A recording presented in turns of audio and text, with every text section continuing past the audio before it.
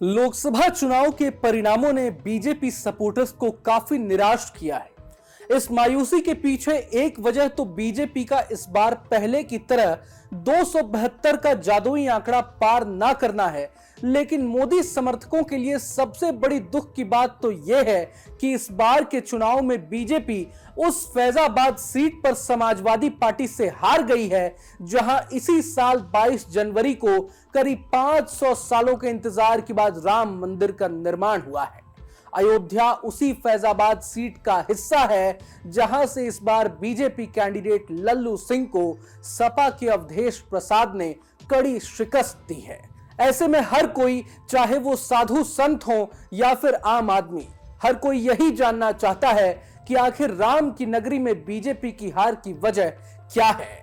ऐसे में आज हम आपको समझाएंगे कि आखिर अखिलेश यादव ने फैजाबाद सीट पर बीजेपी की हार की स्क्रिप्ट कैसे लिख डाली। नमस्कार, मैं हूं रोहन शर्मा और आप देख रहे हैं न्यूज नेशन। यहां ध्यान देने वाली बात यह है कि समाजवादी पार्टी ने इस बार के चुनाव में एक नया एक्सपेरिमेंट किया है। सपा चीफ अखिलेश यादव ने जाति कार्ड खेलते हुए अवधेश प्रसाद को फैजाबाद सीट से टिकट दिया। फैजाबाद लोकसभा क्षेत्र में ही अयोध्या भी आती है। अवधेश प्रसाद पासी समाज से आते हैं। इस पूरे लोकसभा इलाके में लगभग 3,50,000 वोटर्स पासी जाति के हैं।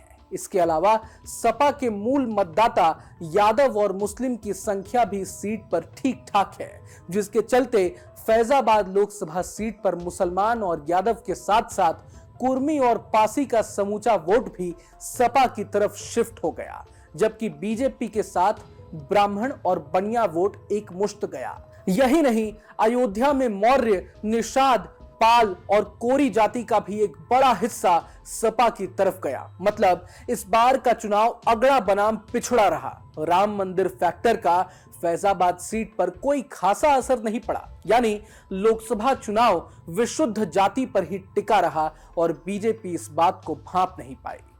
अयोध्या विधानसभा में बीजेपी मात्र 4,667 वोटों से जीती है। यहां पर बीजेपी को उम्मीद थी कि उसे कम से कम 30,000 वोटों की लीड मिलेगी, लेकिन बीजेपी को सिर्फ अयोध्या के शहरी इलाकों में ही 20,000 वोटों की लीड मिली, जहां राम मंदिर स्थित है। जबकि अयोध्या विधानसभा के ग्रामीण इलाकों में बीजेपी 16,000 वोटों से पीछे रह गई, क्योंकि यहां पर एससी और ओबीसी मतदाता एक साथ समाजवादी पार्टी के साथ चले गए।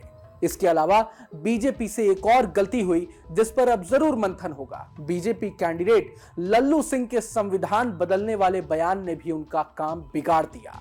एससी और ओबीसी वोटर्स में यह डर पैदा हो गया, जिसके चलते उन्होंने सपा के साथ जाना सही समझा।